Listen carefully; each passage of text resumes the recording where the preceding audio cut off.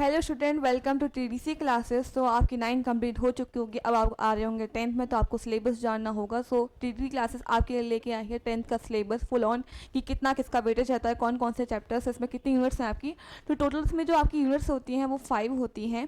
जैसे कि first unit जो आपकी है वो है chemical substance, nature and chemical behaviour. ये आपकी कितने वेटेज से मतलब मार्क्स की आएगी, वो 25 मार्क्स की आएगी।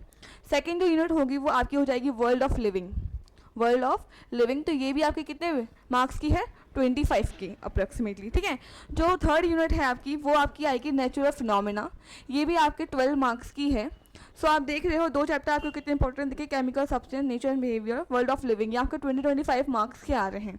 जो फोर्थ यूनिट है वो आपकी आएगी इफेक्ट्स ऑफ करंट। फिर ये जो फिफ्थ है वो आपकी इफेक्ट ऑफ करंट से आ गई, वो आपकी 13 की है।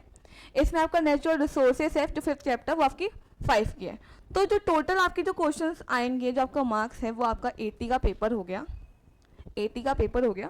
और जब इंटरनल असेसमेंट देते हैं, लाइक आपको फाइल्स बनाने के लिए दिया जाएगा, प्रॉपर आपको होमवर्क जो भी आपको कराया गया है सिलेबस दिखाना पड़ेगा, उसके अकॉर्डिंग आपको 20 मार्क्स मिलेंगे। तो आपके पूरे टोटल्स हो गए 100। तो 100 का आपका पूरा हो गया, इसमें आपका 80 का तो पेपर है और 20 आपका क्या है, इंटरनल असेसमेंट वाले हैं, ठीक है। अब इसके बाद अब हम बात कर लेते हैं कि इन यूनिट के अंदर भी कौन कौन से चैप्टर्स आते हैं। सो जो आपकी थी unit chemical substance, natures and behaviour, इसमें जो आपका पहला चैप्टर है वो है केमिकल रिएक्शन एंड इक्वेशन। इसमें आपका क्या क्या आएगा, लाइक जैसे आपके केमिकल रिएक्शंस हैं, बैलेंस इक्वेशन करना आपको उसमें आना चाहिए। ये आपका बड़ा इंपॉर्टेंट है बैलेंस केमिकल इक्वेशन, क्योंकि इसमें डायरेक्ट क्वेश्चंस आते हैं, आपको बैलेंस करके दिखाना होगा। 5-6 क्वेश्चंस में दे दिया जाएगा, आपको करना होगा इसमें आपको, ठीक है। इसमें जो केमिकल इक्वेशन है ये भी आपका बड़ा इंपॉर्टेंस है। ऑक्सीडेशन एंड रिडक्शन बहुत ज़्यादा इंपॉर्टेंट में टाइप ऑफ रिएक्शंस आपकी आ जाएंगी, कॉम्बिनेशन, डिकम्पोजिशन, डिस्प्लेसमेंट। जैसे आपको रिएक्शन दे दी जाएगी, उसको बताना होगा कि ये डिस्प्लेसमेंट है, डिकम्पोजिशन है, कौन सी रिएक्शंस हैं। तो ये आपका ये हो गया। इसमें आपका सेकेंड जो चैप्टर है वो है एसिड, बेस एंड सॉल्ट। इसमें जो डेफिनेशन आपको एसिड, बेस एंड सॉल्ट्स के बारे में पढ़ना पड़ेगा, जो इंडिकेटर्स हैं, लाइक हम न्यूट्राइजेशन के लिए जो यूज़ करते हैं वो आपको सारे बताने होंगे।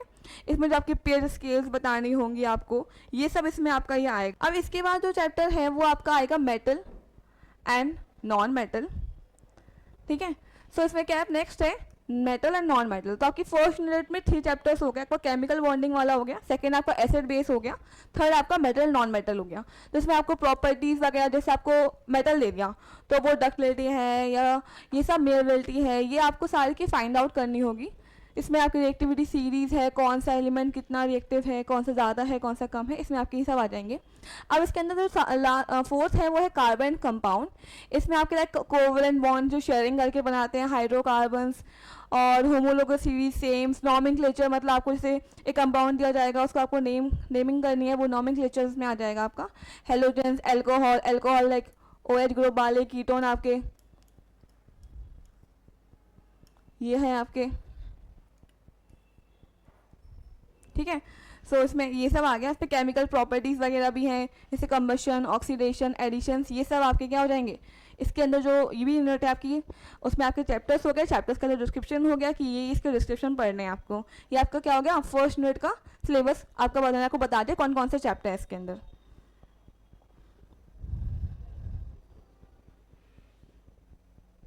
अब आपका सेकेंड चैप्टर जो है वो है आपका world of livings. The world of livings आपका जो चैप्टर है वो यूनिट हो गई आपकी सेकंड। इसमें आपके जो चैप्टर्स है वो पहला चैप्टर है लाइफ प्रोसेस। इसमें आपको living means respiration, digestion, excretion, जो भी हमारे प्रोसेस होते हैं वो सारे इंपॉर्टेंट प्रोसेस हैं। इसका सेकंड इसमें जो आएगा वो आएगा control and coordination animals and plants, ये सब है। टॉपिक, मूवमेंट्स, प्लांट हार्मोन्स, ये सारा आपको पढ़ना पड़ेगा। जो थर्ड है वो आपका रिप्रोडक्शन है। फोर्थ, सेकंड, थर्ड, ये आपका फर्स्ट हो गया, ये आपका सेकंड हो गया और ये आपका थर्ड हो गया। तो इसमें रिप्रोडक्शंस के हैं, एनिमल, प्लांट, फैमिली प्लानिंग वगैरह, इसमें आपका चाइल्ड बियरिंग, ये सब आ गया। और फोर्थ जो आपका वो है हेरिडिटी एंड इवोल्यूशन। इसमें क्या है, Mendel law, inheritance of trades वगैरह लॉ, सारे आपको तीनों लॉ पढ़ने पड़ेंगे। ये सब आपका हो जाएगा। सेक्स डिटरमिनेशन, ये सब आपका इसके अंदर होगा, ओके। तो ये आपकी 2 यूनिट कंप्लीट हो चुकी हैं इसके बाद। अब जो आपकी है इसके बाद थर्ड यूनिट, थर्ड यूनिट है वो आपकी है नेचुरल फिनोमेना। क्या है? Natural phenomena. ये आपका फिजिक्स का पोर्शन हो गया। इसमें जो फर्स्ट चैप्टर है वो है reflection of light by curve surface. इसमें आपको spherical mirrors like concave, convex, सारे आपको ये मिरर्स पढ़ने होंगे। इसमें आपका फोकस लेंथ, ये सब आपका, जैसे अगर इमेज यहाँ से बनी है तो कहाँ पे फोकल लेंथ रहेगा, ये आपको पूरा पढ़ना पड़ेगा इसके अंदर। इसमें रिफ्रैक्शन होता है।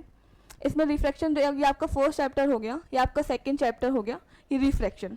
इसमें हमें लॉ पढ़ने पड़ेगा, रिफ्रैक्टिव इंडेक्स पढ़ना पड़ेगा इसके अंदर। और इसमें ह्यूमन आई बहुत इंपॉर्टेंट है, ह्यूमन आई।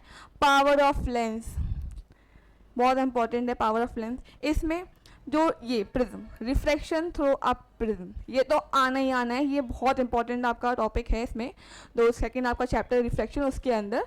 सो ये आपका कितना थर्ड यूनिट हो गया आपका। वही इफेक्ट ऑफ करंट हो गई।